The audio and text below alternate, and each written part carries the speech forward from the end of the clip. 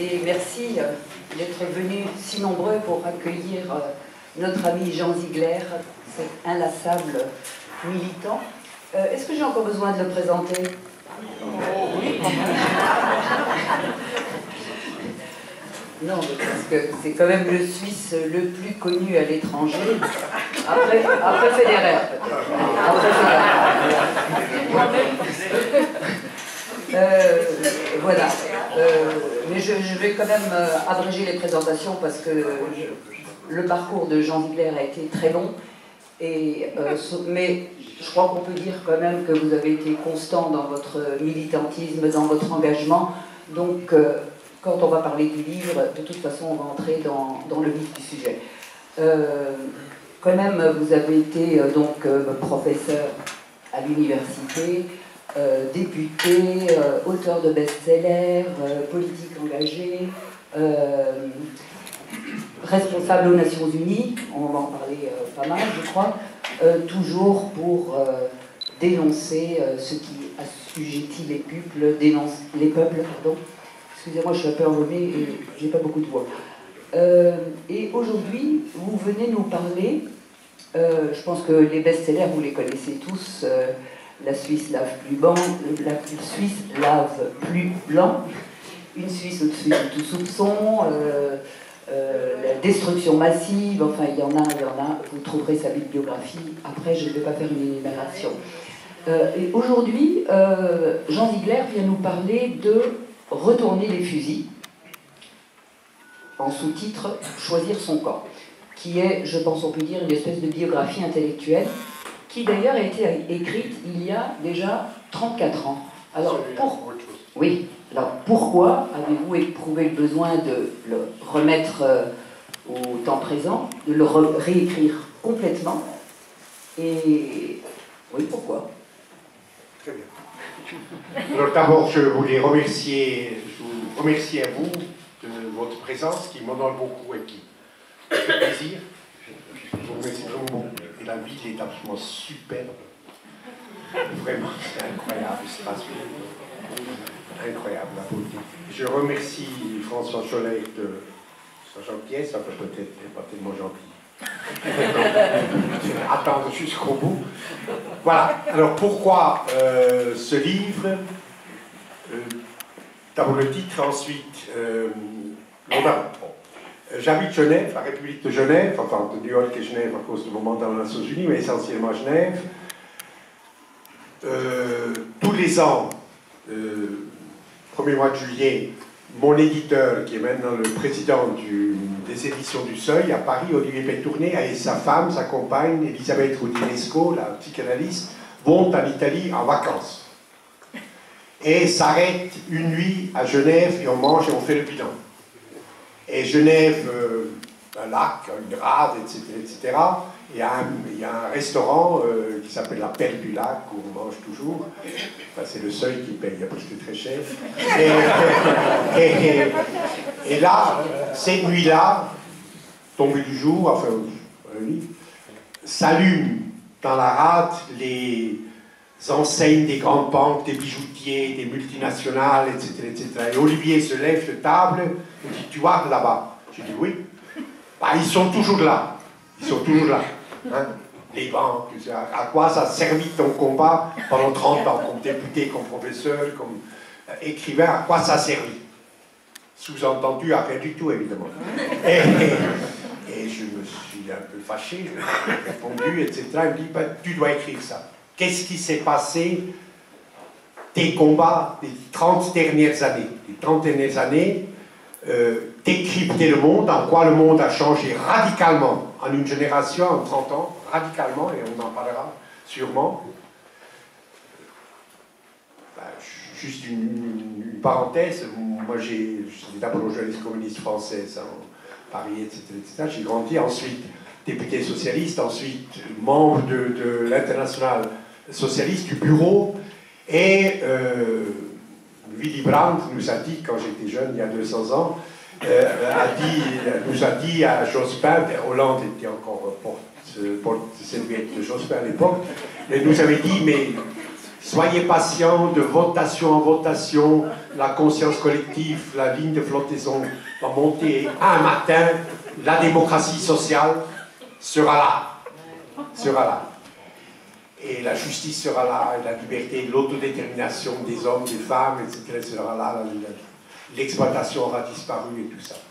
Donc, prendre le pouvoir dans l'État était mon but aussi comme député, à avancer cette conception. Aujourd'hui, c'est totalement absurde, parce que les États n'ont plus rien à dire. N'ont plus rien à dire, sont surdéterminés par une volonté féroce supérieure des oligarchies du capital financier globalisé. Je vous donne. Il ne va pas de main morte. Hein. Non, mais je vous donne. Non, écoutez, j'ai eu assez de procès sur le dos, donc je vais donner des références précises. Attendez, on va un tout petit peu structurer, parce que j'ai déjà travaillé avec Jean Ziegler. L'année dernière, on a fait un débat ensemble, que j'avais scrupuleusement préparé, fait toutes mes petites questions et tout. Il m'a mené en bateau de bout en bout, je n'ai absolument pas pu gérer le débat. Donc, ça fait rien. Cette fois-ci, je me suis dit, bon, je vais préparer un peu moins et puis on verra. Mais, je donne juste ce chiffre. Allez. Juste, annuaire de la Banque mondiale, donc les critiques voilées sont tout à fait recevables. Je m'excuse une fois pour tout de trop parler. Non, chiffre de la Banque mondiale.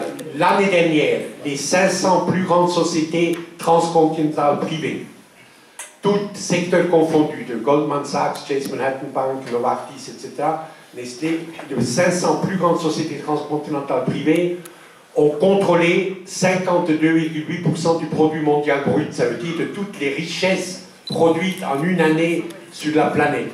Capitaux, marchandises, services, brevets, etc.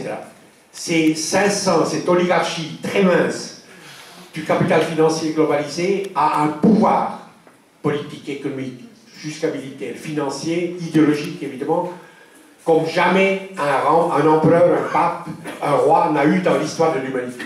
Ce pouvoir a créé une véritable dictature planétaire, échappant à tout contrôle étatique, interétatique, onusienne, etc., syndical, parlementaire, échappant, ne fonctionnant, ce qui est tout à fait normal d'ailleurs, que selon un seul principe, la maximalisation du profit dans le temps le plus court.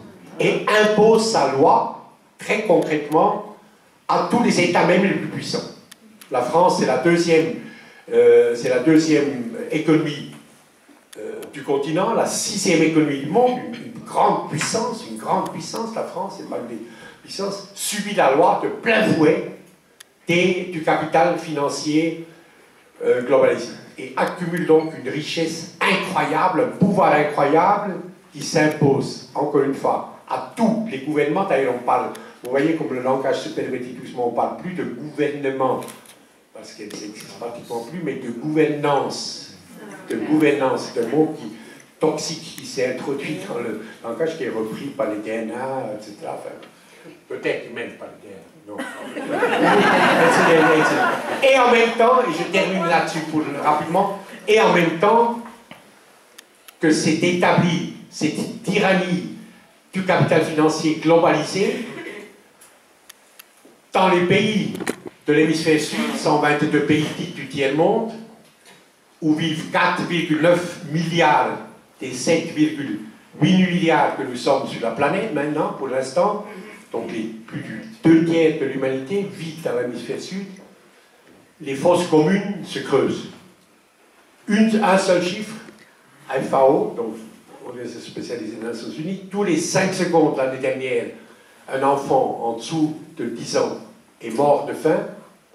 59 000 personnes par jour meurent de faim ou de ces suites immédiates, et 1 milliard de personnes, sur les 7,8 que nous sommes, je vais dire, sont gravement, en permanence sous-alimentées, mutilées par la sous-alimentation permanente, développement neurones des enfants du cerveau insuffisant, invalidité à vie, chômage, destruction des familles, souffrance, angoisse du lendemain.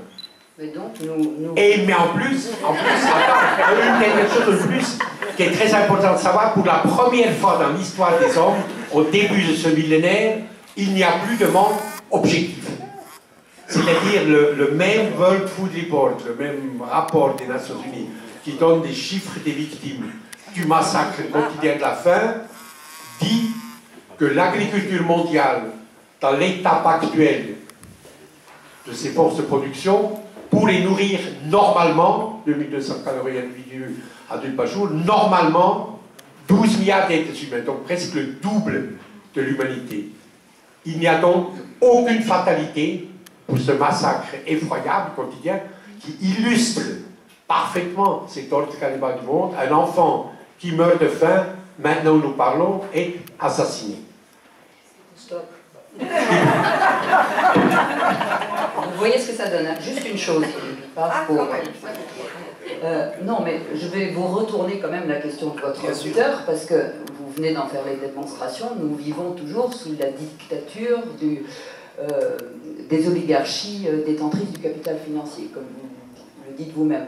Alors, qu'est-ce qui a changé? Il n'y a certes pas de fatalité, mais est-ce que vous croyez vraiment qu'on va un jour empêcher les capitalistes, comme vous les appelez, d'assujettir les... Oui, bien sûr. Ce livre est profondément un livre d'espoir. Je disais tout à l'heure pourquoi on en... Ah oui, d'accord. C'est difficile de résumer des problèmes complexes dans une...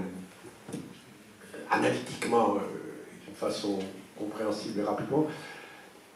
Il y a plusieurs choses. Ce qui est radicalement nouveau sur les derniers 30 ans, il y a un magnifique livre de Victor Hugo qui s'appelle 30 ans après, enfin dans les derniers 30 ans, c'est quand même la perte de souveraineté, de capacité normative des États nationaux, qui sont la conquête de la Révolution française, qui ont organisé la planète par des alliances, par des organisations supranationales, etc., etc., mal, bien, il y a eu les guerres, etc., mais les États ont été les principaux sujets de l'histoire. Et en principe, gardiens du bien public. Gardiens du bien public. Avec des clivages formidables, les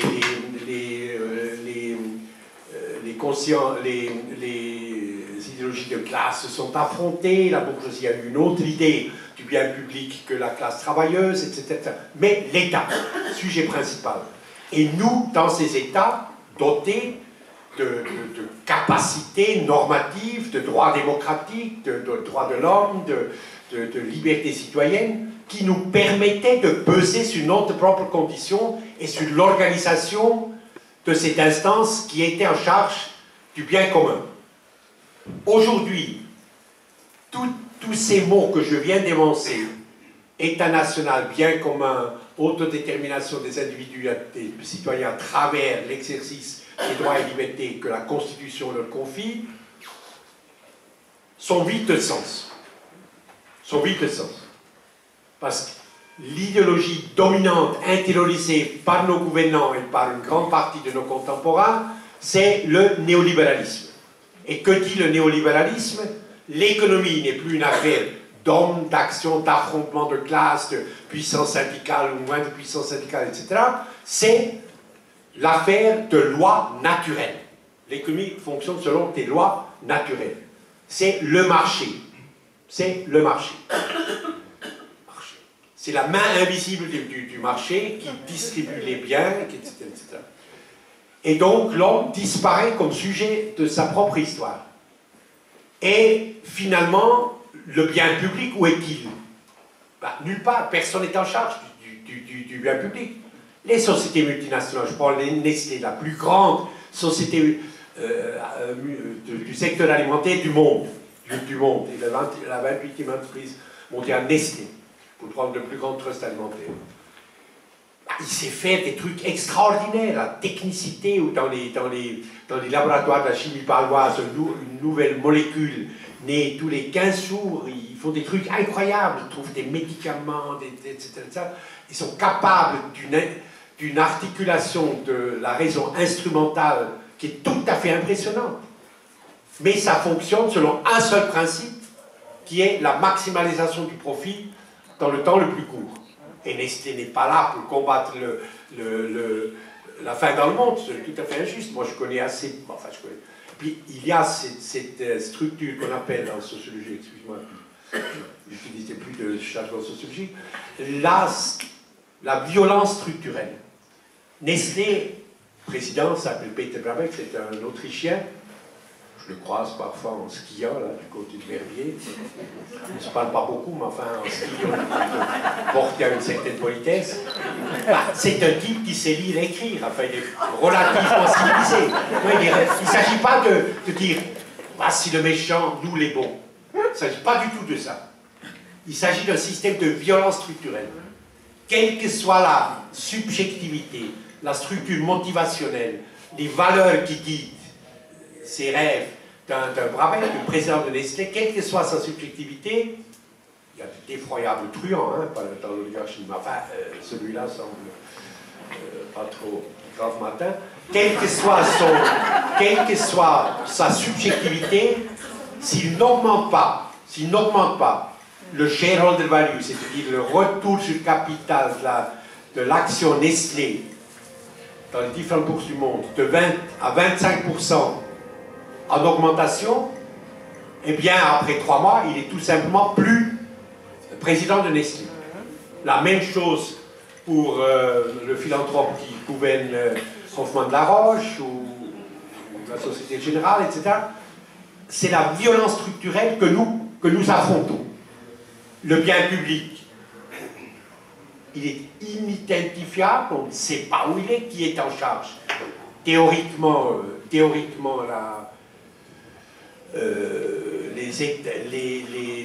les États encore qui existent. Je prends un exemple qu'on a discuté Madame Merkel, par exemple, dans les 28 États de l'Union européenne, il y a un nouveau type maintenant, il y a un nouveau mot qui est apparu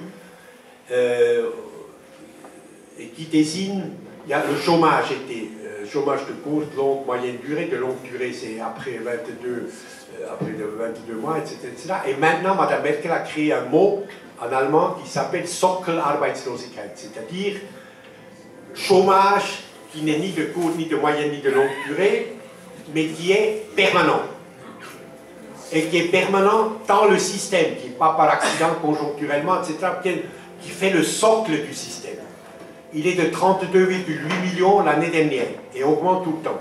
Ça veut dire que c'est des gens, des jeunes souvent, qui n'entreront jamais dans ce système rémunéré de travail, qui n'auront jamais un travail rémunéré, digne, permanent, permettant de réaliser, concrétiser sa liberté, ses forces créatrices que chacun porte en lui, qui n'entreront jamais dans un rapport de travail.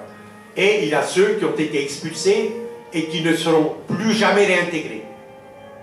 Et c'est une donnée, selon Mme Merkel quand même, qui est une donnée acceptée par l'Union européenne, acceptée par la théorie néolibérale. Il aura dans ce système en permanence plusieurs dizaines, et le chiffre va en augmentant, d'hommes, de femmes, de jeunes, de vieux, qui n'auront jamais accès à un travail régulier. Ben, c'est les lois du marché. C'est pas la faute de Mme Merkel, en tout cas elle le prétend. C'est pas la faute de M. Brabeck, etc., etc. C'est la loi du marché, la main invisible en a décidé comme ça. Eh bien, cet obscurantisme, cette effroyable insulte à l'intelligence humaine qui domine aujourd'hui, qui est intériorisée par les socialistes, voyez ce qui arrive à ce soi-disant gouvernement à Paris, c'est effrayant. C'est effrayant. Être intériorisé, accepté, l'autoparalysie, ils sortent de l'histoire, on ne peut rien faire. Bruxelles a décidé, et Bruxelles a décidé selon les 70 multinationales qui gouvernent Bruxelles. Et c'est ça qu'il s'agit de briser, et de dire il n'y a pas d'impuissance en démocratie. Et là, on peut y venir. Non, je voulais expliquer après. Oui, on va parler après, parce que... Le livre est écrit pour ça. On a quand même du mal à voir où se trouve l'espérance, mais on va en parler. Oui, je sais, tu peux me le dire. On va en parler après. Je voulais juste vous dire quand même, parce qu'il parle un peu dans tous les sens, comme toujours.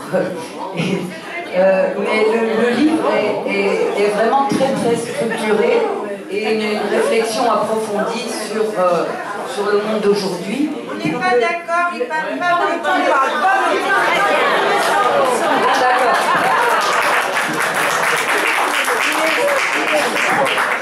Moi, j'ai pas dit que j'aimais pas ce qu'il disait. Hein. Non, simplement pour vous dire que le livre est très structuré et suit quand même une structure bien définie et qui répond à un certain nombre de questions fondamentales qui structurent toute la société, tout le monde d'aujourd'hui, quoi. Donc je ne sais pas si tu veux en parler un peu, mais donc il commence par dire d'ailleurs à quoi sert un intellectuel.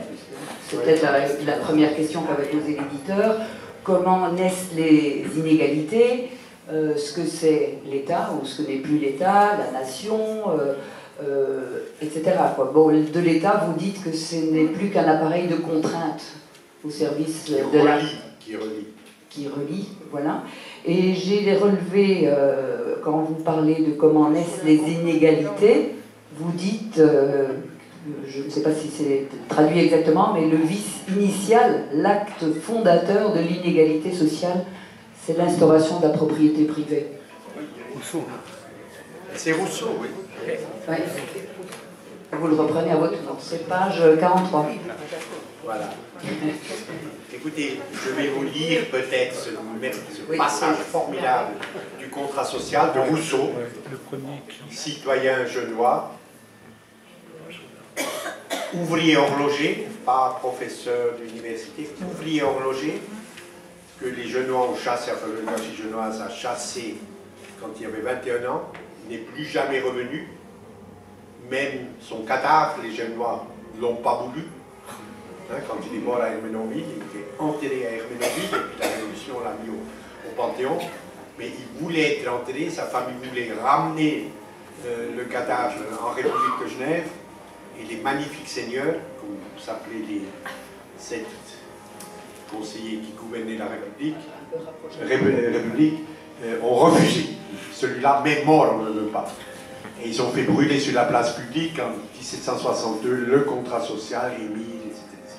Bon, alors, cette racine de tout le mal, Rousseau, 1762, c'est la date du contrat social. Le premier qui ayant enclos un terrain s'avisa de dire « Ceci est à moi » et trouva assez de gens simples pour le croire, fut le véritable fondateur de la société. Celui qui a fait entourer un enclos, un bout de terre entouré d'une frontière artificielle de barbelés, et a dit « Ceci est à moi » et que les gens simples ont accepté cela, est responsable, le véritable fondateur de la société contemporaine de lui, 18e siècle, ou de la nôtre, 21e siècle. Que de crimes, que de guerres, que de meurtres, que de misère et d'horreur n'eût point épargné au genre humain celui qui, arrachant les pieux ou comblant un fossé, eût crié à ses semblables « Gardez-vous d'écouter cet imposteur, vous êtes perdus si vous oubliez que les fruits sont à tous et que la terre n'est à personne. » Alors c'est typiquement Rousseau d'avoir dit, le type a fait ceci. C'est approprié un bien commun, un bout de terre, a fait une clôture, a dit c'est à moi. Et les gens n'ont rien dit. Et ensuite il attaque ceux justement qui n'ont rien dit, qui dit pourquoi personne n'a protesté? Parce que s'il avait empêché ce premier geste, cette instauration d'une propriété privée usurpée par un acte de violence, celui qui aurait protesté aurait épargné à l'humanité des crimes effroyables, des misères, des horreurs, des guerres, de meurtres. Hein, il est précis le camarade Rousseau, hein, des guerres et de meurtres, et il n'a rien dit. Et donc cet ordre s'est développé jusqu'aux oligarchies multinationales du capital financier qui aujourd'hui écrasent les peuples, les États qui se sont donnés à travers les luttes de libération, aux syndicats, au Parlement et même aux droits de l'homme. Moi je suis maintenant vice-président du Conseil consultatif du Conseil des droits de l'homme des Nations Unies. le cynisme des États, le mensonge des diplomates, c'est incroyable. Et les Nations Unies sont en ruine. Elles ont été fondées il y a 70 ans pour assurer trois choses. La sécurité collective, plus de guerre sur cette planète. Parce que tout conflit doit être géré par l'arbitrage, par la collectivité ensemble, qui doit riposter par l'armée internationale. Ensuite, les droits de l'homme, consubstantiels à chaque être humain qui arrive sur la planète. 127 personnes naissent par minute, enfin l'année dernière, sur cette planète. Chacune de ces petites personnes est en possession de l'entièreté des droits de l'homme.